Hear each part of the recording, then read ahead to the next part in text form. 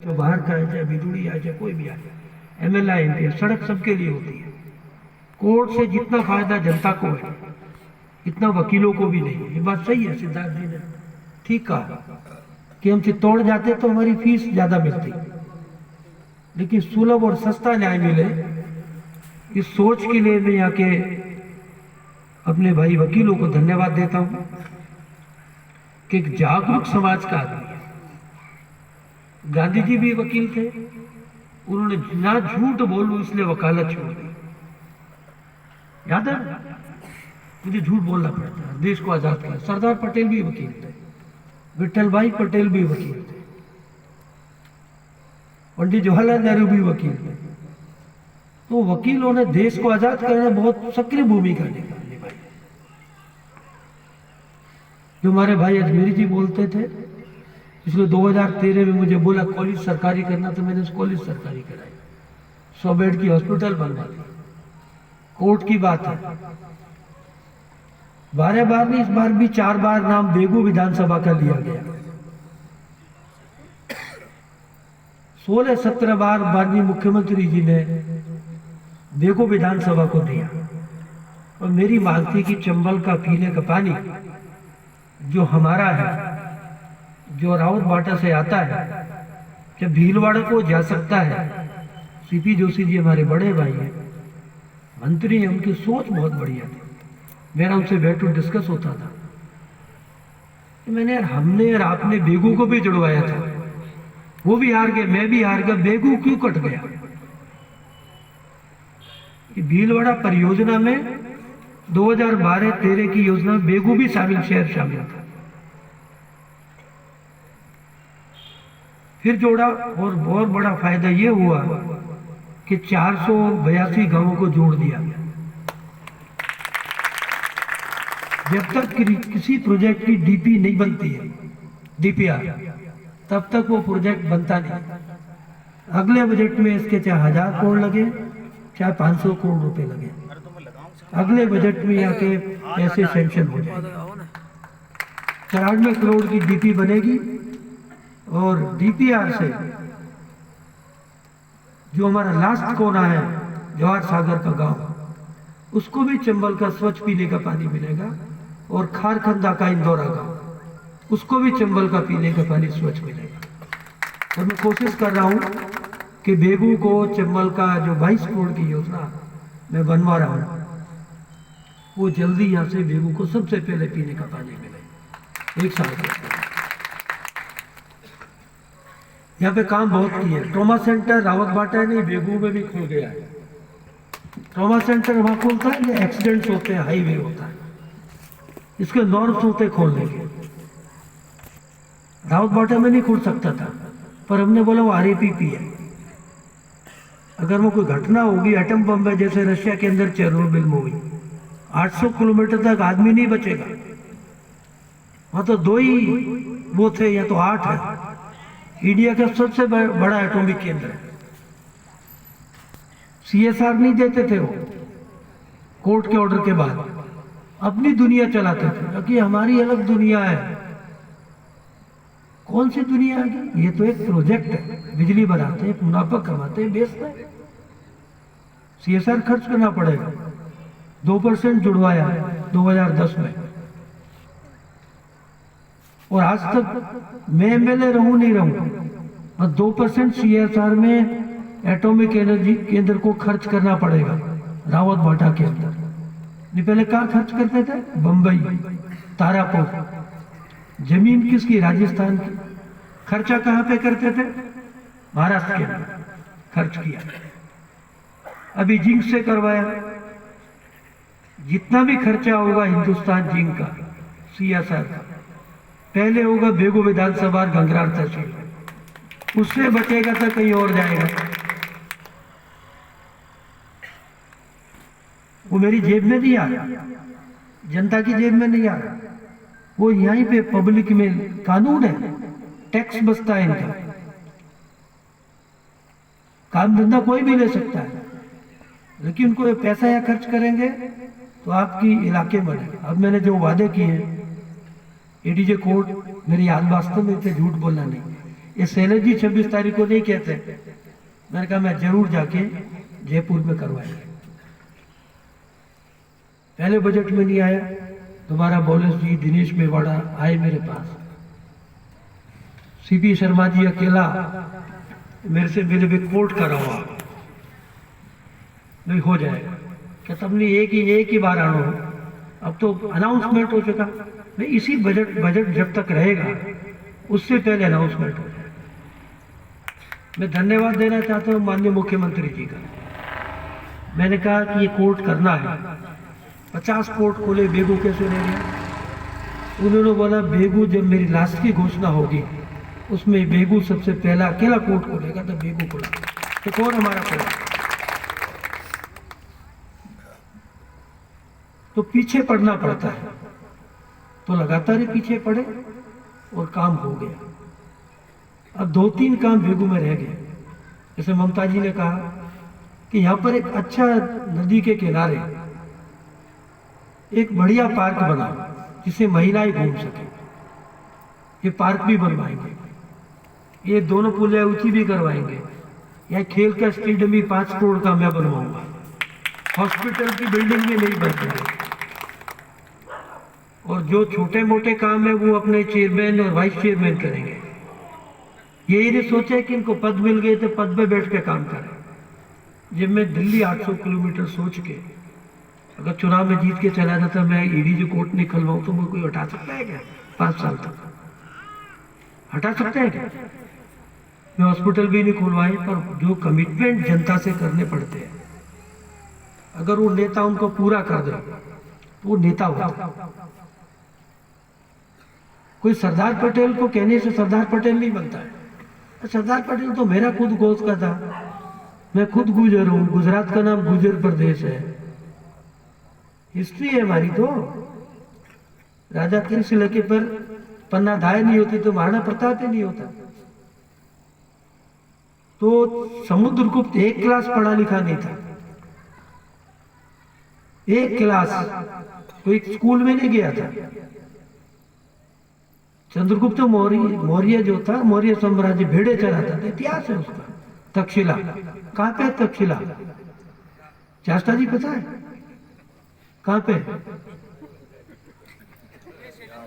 पाकिस्तान में, पंजाब में, नालंदा में नहीं है। कई नेता बिहार बोलते हैं। वो भेड़े चराता था, गडरिया था,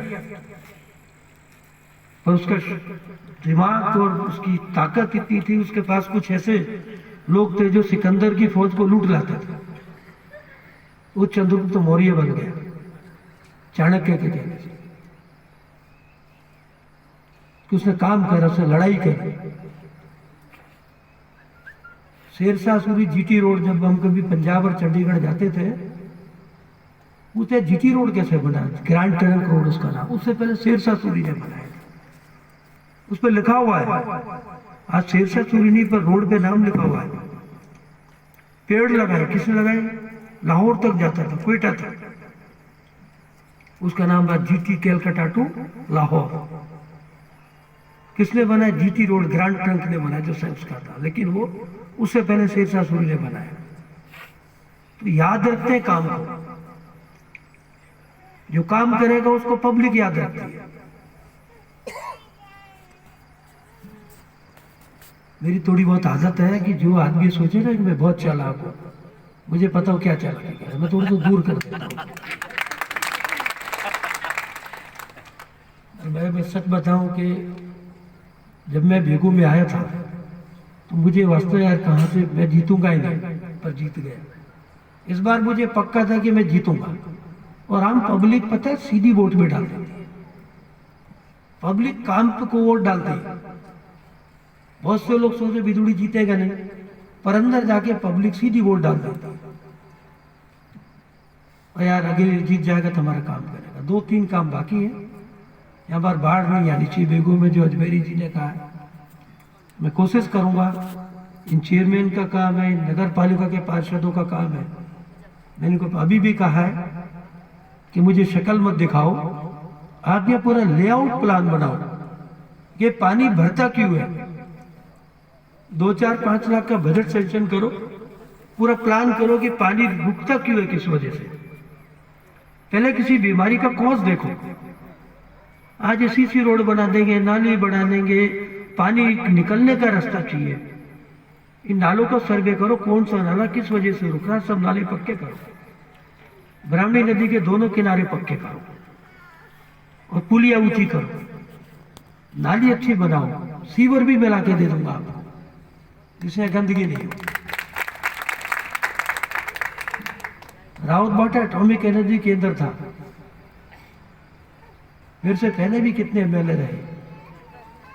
हम मंडेसरा जाते थे तो 40 साल तक वो सड़क नहीं बनी। मैंने इतनी बढ़िया सड़क बनाई, आज तक नहीं टूटी वो, 12 साल हो गए। और वहां मैं तीनों पंचायतों में चुनाव आ गया, पता, मंडेसरा में आ रहा, राजपुरा में आ रहा और बस्सी में आ रहा। 2013 में रोड बना के 40 साल की रोड, तीनों पंचायतों में चुनाव हार गया। 40 पंचायतों को वो जाती थी, जहां वहां सड़क नहीं बनाई वहां में चुनाव जीत गए। तो जनता विकास को भी ज्यादा वो नहीं करती है, मेरे भी ध्यान रखना। कुछ नहीं है तो पता नहीं कहाँ पे किस टाइम पे कौन क्या कर देगा। किसी के साथ कितना आसान कर लो, बड़ा ज्यादा सोचता है कि सब कुछ मेरे को दे दे। जनता कुछ नहीं करती, जनता का जो निकला निकला, आज कोई काम कर लो उसका भूल जाती है। ट्रॉमा सेंटर खोला, स्टेडियम बनाया। रावतबाटा में स्टेडियम नहीं था, आरपीपी वाले खेलने नहीं देते थे। जिसका धरणा पुंजा नाम है उसका इंदिरा गांधी स्टेडियम नाम था।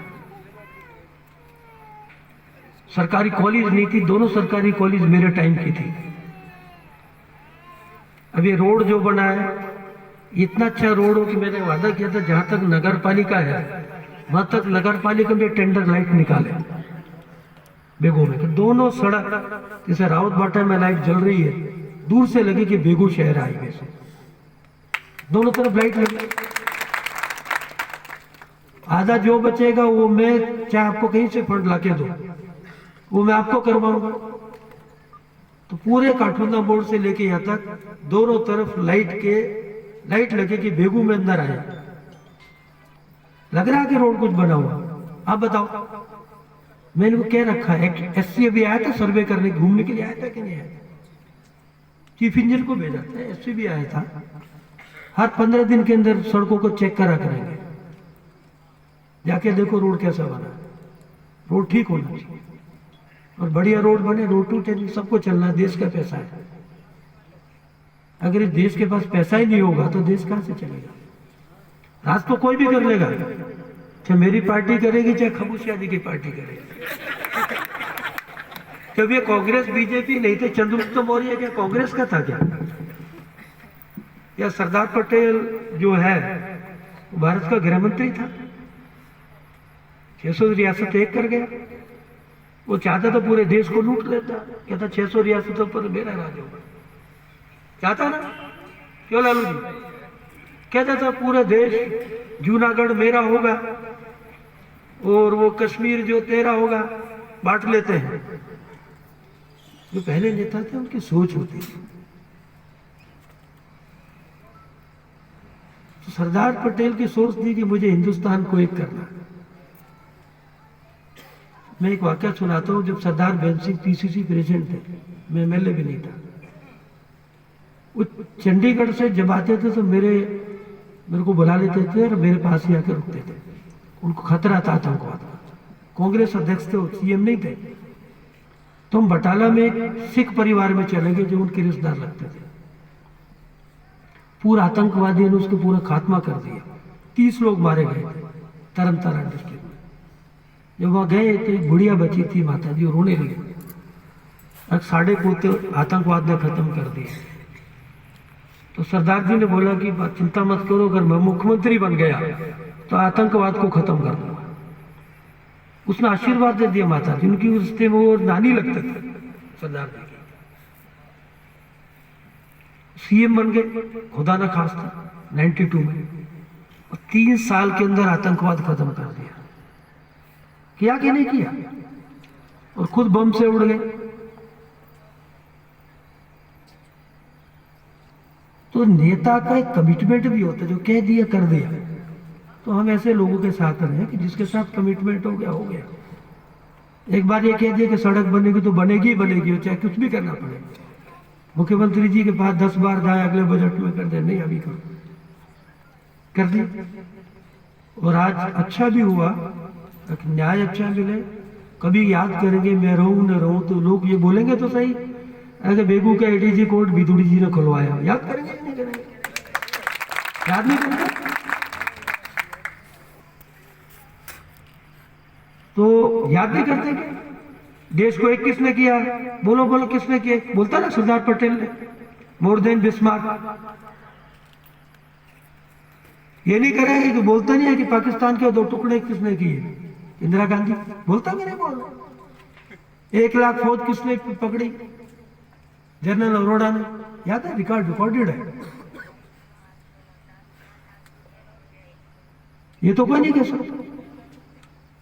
याद करेंगे लोग, याद करते। अभी भगत सिंह जी का, उधम सिंह जी का 23 मार्च को गया शहीद दिवस, तो याद करते हैं कि अरे लोग नौजवानों के फांसी के फंदे पे चढ़ गए। तो वो काम को याद करता और जनता वास्तव में भूलती नहीं। मैं धन्यवाद करता हूं। आगे आपको कोई भी काम होगा, अभी वकीलों के इसका काम है अपने भाइयों का कि मुझे चैम्बर चाहिए, जहां भी पड़ा होगा मैं आपको चैम्बर की जमीन ला के दे दूंगा। मैंने वैसे पीछे मुकेश कलाल जी होंगे, उन्हीं को फोन किया था। गुरुजी जी ने मुझे बताया था, गुरुजी जी कहाँ चले गए हमारे, कि हमारी चैम्बर की पड़ी है।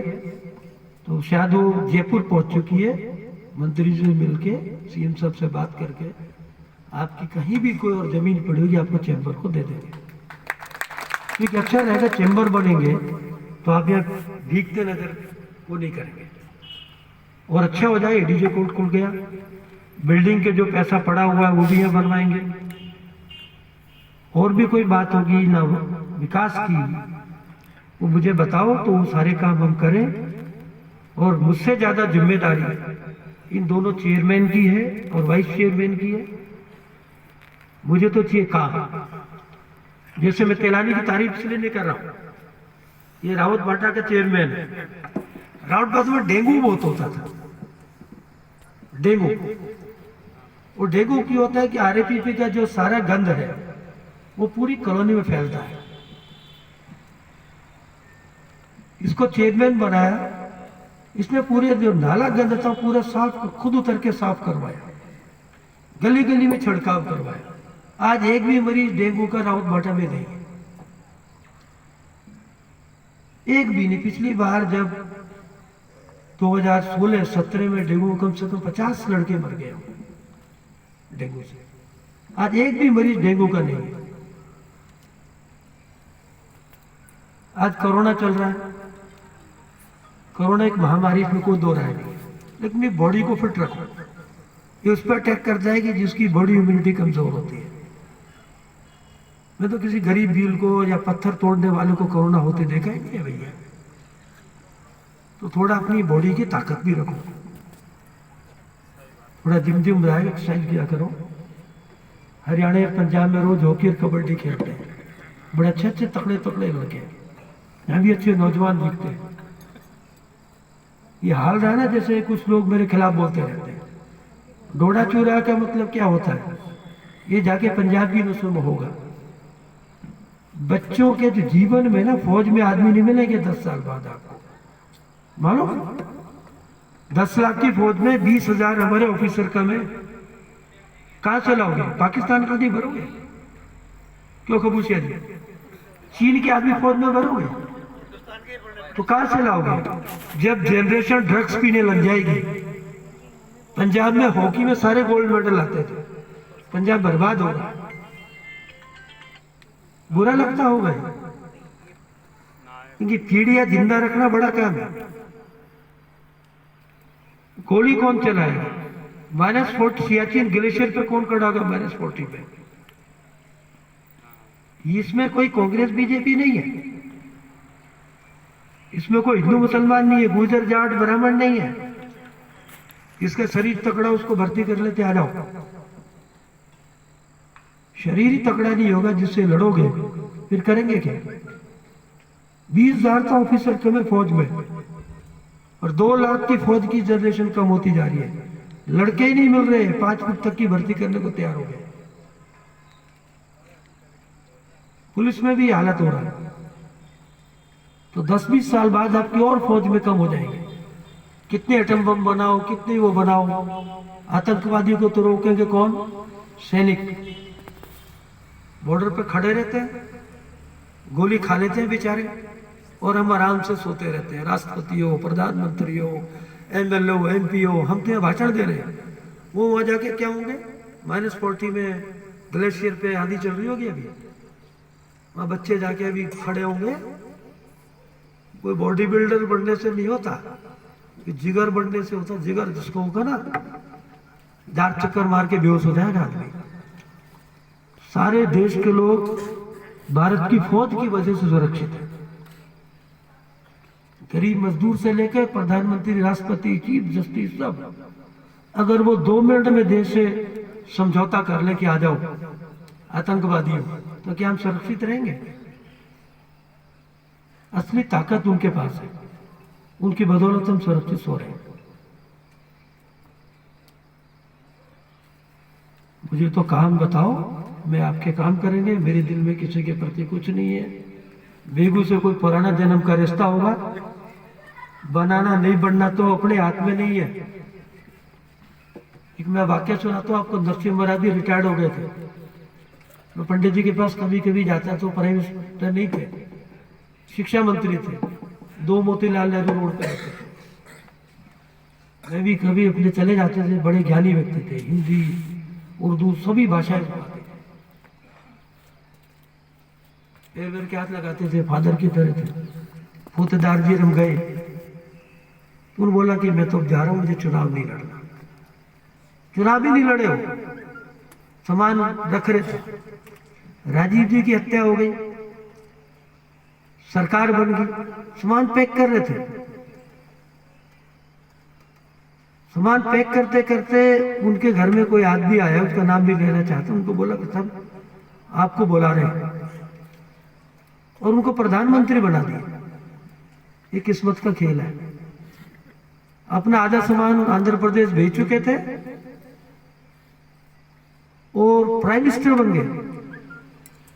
दूसरा वाक्य, मनमोहन सिंह जी चुनाव हार गए साउथ दिल्ली से, मेरे यहीं से 2004 के चुनाव में, प्रोफेसर विजय कुमार मल्होत्रा जी से। उन्होंने भी हमको पढ़ाया, बीजेपी के बहुत बड़े नेता हैं, शुरू से बड़े नेता थे वो, डीएवी कॉलेज के प्रोफेसर थे। उनसे चुनाव हार गए। प्राइम मिनिस्टर किसको बनना था? अर्जुन सिंह तिवारी सब लाइन में, और मनमोहन सिंह जी घर पे थे, कहते नहीं अब मुझे कुछ नहीं बनना, बाहर जाना, लेक्चर देने के लिए यूनिवर्सिटी में।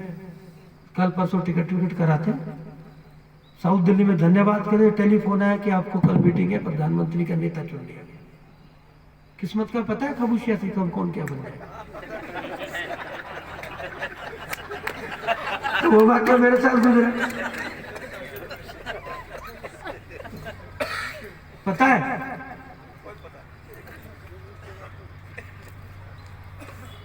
बताओ, चंगेज का लड़ाई में हार के सारे लोगों को मरवा के एक झोपड़ी में सुरंग में बच गया, और दुनिया का सबसे बड़ा राजा बना। सिकंदर से ज्यादा दुनिया पे कब्जा किया उसने, रूस तक को हिला दिया मंगोलों ने। तो पता है क्या, जो एक लड़ाई में बच गया, गिर गया, भाग के गुफा में गया, उसका घोड़ा भी मारा गया, 6 दिन तक वो जंगलों में भूखा सोया। उसकी पत्नी भी भाग गई किसी और कबीले के साथ,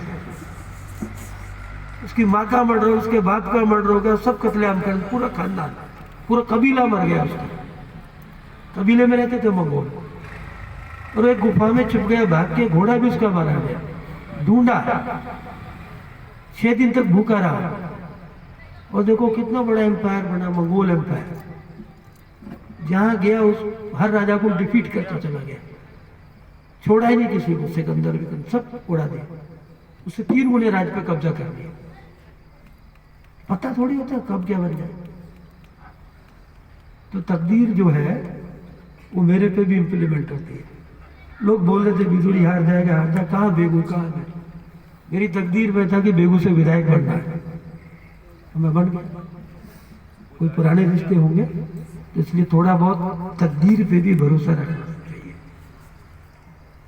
कोई कार्य अधूरे रह गए होंगे, उनको पूरा करने के लिए आदमी आता है, उन कार्यों को पूरा करना चाहिए जो आपने कमिटमेंट किए हैं। मैं तो इनसे कहता हूं, चेयरमैन से, इनसे वाइस चेयरमैन से, इन पार्षदों से, कि भाई बेगू की जनता ने विदुड़ी की बात पर विश्वास किया। और एक बात मैं बता दूं, बुरा लग जाएगा बहुत लोगों को, सच्चाई बोलने की आदत है, बोल सकता हूं कि नहीं, नाराज सुनेगा कोई। बेगू के बाहर बाहर जो लोग रहते हैं ना, जो उन अंदर से मैंने जीते, एक रंजना जीती है, बाहर आउटस्कर्ट ऑफ बेगू ने अपने को बनाया है। जो कहता है कि जितने भी गरीब लोग बाहर 1 नंबर वार्ड, 2 नंबर वार्ड, ये मैं ही नहीं कहता पार्टी पॉलिटिक्स जीत गए, लेकिन बेगू के बाहर के लोगों ने बोला कि यार विदुड़ी जी पर एक भरोसा करके देखो, गरीब लोगों को करो। इनस्कर्ट में बहुत लोग हो रहे हैं, हार गया कोई बात, पर अब जिम्मेदारी अपनी आ गई। ये जिम्मेदारी को पूरा करना, बिगैर राजनीति के विकास में कोई राजनीति नहीं आनी चाहिए। व्यक्तिगत काम, किसी के लीगल काम रोकने नहीं, गरीब आदमी का काम पहले करना। तुम जनता के ट्रस्टी हो। लोकतंत्र नया है भारत में, इससे पुराने लोकतंत्र अमेरिका के अंदर भी हजारों करोड़ों साल से 10 लाख करोड़ साल कह रहे पृथ्वी को हो गए, तब जब से मानव बंदर से आदमी बना है, एवोल्यूशन थ्योरी से, रिवॉल्यूशन से नहीं बना आदमी। डार्विन की थ्योरी ऑफ इवोल्यूशन कि बंदर था, फिर आदमी बना, फिर पूंछ थी, फिर ये था, करोड़ों साल में मानव बना। और जितनी तरक्की हमने 50 साल में की है, इतनी तरक्की इंसान ने 5 करोड़ साल में नहीं की। 50 साल पहले मोबाइल थे क्या अपने पास? और अगले 50 साल में भी इतनी तरक्की कर लेंगे कि हमने 10,000 करोड़ साल में आदमी ने तरक्की नहीं की होगी, क्योंकि वैज्ञानिक युग हो रहा है। तो जी एक भी साइंटिस्ट हिंदुस्तानी नहीं है? नो, मैंने किसी बड़े नेता को बोला मैं कि आप ये लाइट किसने बनाई? नहीं साहब, कि चलो बंदूक किसने बनाई? नहीं, बाबा जी की बात, बाबा से पहले बहुत सुनो तो सही। 1120 में चाइना ने बारूद बना दी थी, हिस्ट्री पढ़ लो। बंदूक की खोज मंगोलों से पहले चाइना ने कर दी थी। हमारे कुछ नहीं बना, ये नहीं बनाए, मोबाइल नहीं बना, ये नहीं बनाए, वो नहीं बनाए। सूखी तारीफें करने से कोई फायदा नहीं। किसी ने लिख दिया कि सीजर को उसने कब्जा कर लिया था, किसने? अपने विक्रमादित्य। सीजर पे था, सीजर उससे पहले ही मर चुका था, 48 BC बिफोर। बात तो उतनी करनी चाहिए, लॉजिक में आया। अपने इतिहास को अपन वैसे ही बना ले। गैलोरस हिस्ट्री है, कोई इसमें दो राय नहीं है, लेकिन सीजर कैसे आ जाएगा चंद्रगुप्त विक्रमादित्य के कब्जे में? उन चीजों का हमारे यहाँ एक भी साइंटिस्ट इंडियंस नहीं है, सारे जूस हैं, इजरायली। सबसे बड़े व्यापारी दुनिया में कौन है? इजरायली। सबसे ज्यादा साइंटिस्ट कौन है? इजरायली। सबसे बेस्ट फोर्स ऑटोमेटिक एम्यूनिशन कौन बनाते हैं?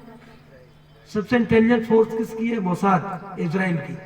और छोटा सा कंट्री है, इतना व्यापार में टॉप, अमेरिका की इकोनॉमी 0 कर रखा है, लड़ाई में टॉप।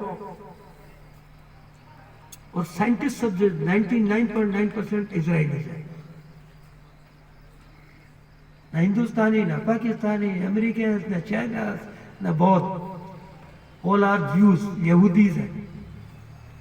सारी दुनिया के बड़े धर्मों के लोग नहीं, छोटे से धर्म के लोग हैं। वो क्यों है? ये सब चीजें उनकी है, लाइट उनकी है, एटम बम उनका है, मोबाइल उन्हीं का है, टीवी उन्हीं का है, टेलीग्राम, सब खोज उन्होंने करी। ये दा विंची जो प्लेन चला रहा है ये भी इजरायली था, इटालियन इजरायली। खोज की उन्होंने सारी, हम जो आधुनिक चीजें वो उनकी है। हमारे तो एक ही थ्योरी, झूठ बोलो बस, ये मत करो। जबकि सबसे ज्यादा झूठ बोलना पाप कहाँ पे? सभी धर्मों में है। तो तरक्की जो करी है ये मॉडर्न वर्ल्ड ने करी, इसलिए कह रहा हूं कि आजकल मार्केटिंग युग है, इकोनॉमिक युग है। कोई भी अपनी इकोनॉमी इतना पैसा खर्च हो रहा है, अपने कंट्री तक सीमित नहीं रख सकता है, उसे पूरी दुनिया मार्केट चाहिए। ये मोबाइल आज अमेरिका में निकला एप्पल का, तो मोबाइल ये सिद्धार्थ बिल्लू जी के पास भी होगा, सुधीर बिल्लू जी के पास भी होगा, इनके बेटे के पास भी होगा। अमेरिका में लॉन्च हो रहा है तो आज मार्केटिंग इंडिया में भी होगा, क्योंकि कंपनी को मार्केटिंग चाहिए कि भाई मेरा माल पूरे वर्ल्ड में बिके। आज का लड़ाई का युग में मार्केटिंग इकोनॉमिक लड़ाई हो गई है। आज एक वाल्मीकि भी करोड़पति अरबपति होगा, जैसे हंसराज हंस कितना पैसे वाला है, और आज एक ब्राह्मण भी गरीब होगा। जाति से और धर्म से कोई कुछ मतलब नहीं है, आर्थिक युग है। मैं गुजर हूं, गरीब गुजर को मैं रोटी नहीं दूंगा। एक class, elite class, economic class हो गई, उनकी एक अपनी अलग जात बन गई, उनका एक अलग अपना धर्म बन गया, उनका अपना अलग कंट्री बन गया। मैं ज्यादा ना लेते हो, ज्यादा टाइम इसलिए लिया है कि मैं थोड़ा 2 घंटे लेट हूँ कि आपके बीच में ज्यादा रहूं और थोड़ा मजाक भी हो जाए, खुशी का माहौल है।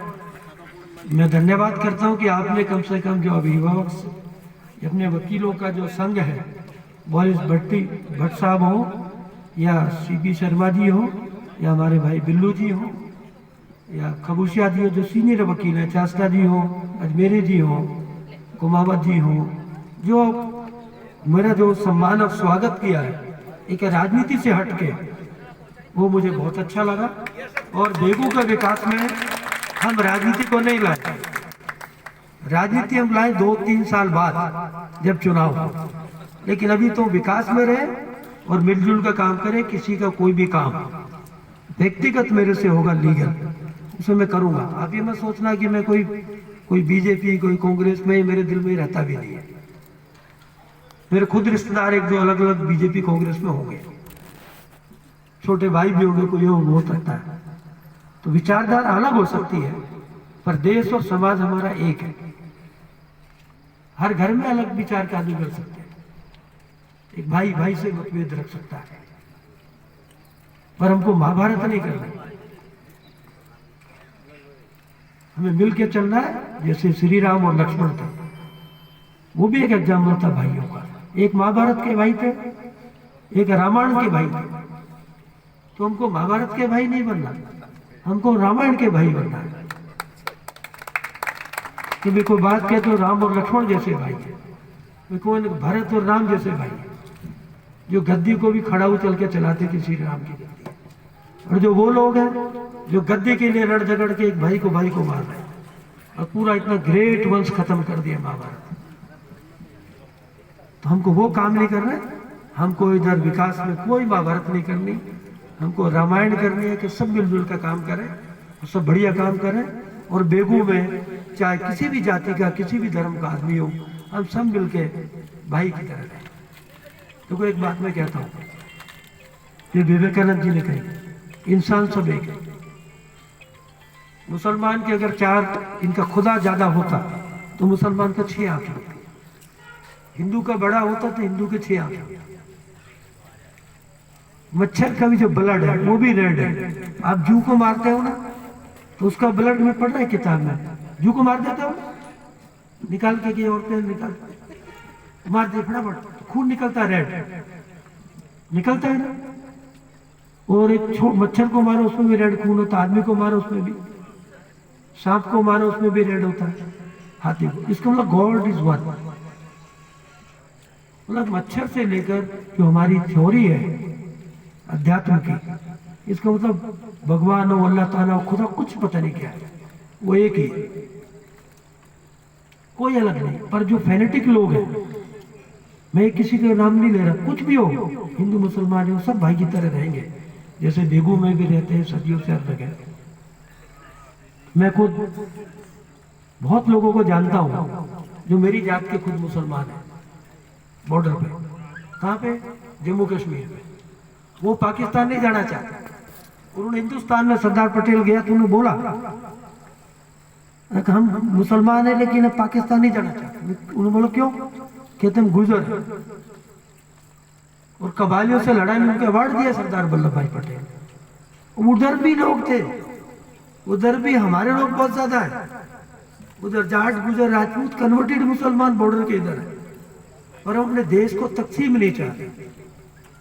और वो आज भी हिंदुस्तान की फौज के साथ लड़ाई बराबर लड़ते। तो देशभक्ति जो है किसी धर्म, किसी जाति के कब्जे में नहीं है। बाजीराव पेशवा ब्राह्मण था, पता था मुझे? नहीं पता। इसलिए कह रहा हूं कि आज मैं वकील ज्यादा ब्राह्मण है। बाजीराव इज ब्राह्मण। तो कितनी लड़ाई लड़ी थी। सदाशिव राव इज ब्राह्मण, बालाजी बाजीराव ब्राह्मण। पानीपत की लड़ाई ब्राह्मणों ने लड़ी थी, उनकी भी वो शहादत पर ब्राह्मणों का सम्मेलन करा, पेशवा की वो जयंती मनाएगा। इब्राहिम गार्दी उनकी फौज का सेनापति था, ब्राह्मण की का। वो कौन था? एक पठान। महाराणा प्रताप की फौज का सेनापति कौन था? हमीर खान सूर।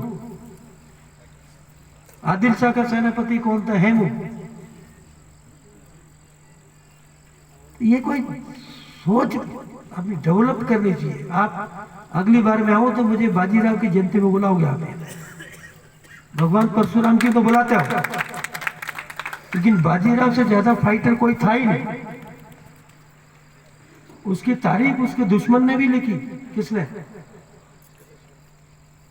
अफगान सरदार, कि मैं लड़ाई में मैंने ऐसा बाजीराव जैसा योद्धा नहीं देखा कि जो 10,000 अफगानों से गिरने के बाद भी लड़ता रहा। उसकी जयंती मनाओ। बाजीराव का बहुत बड़ा योगदान रहा है।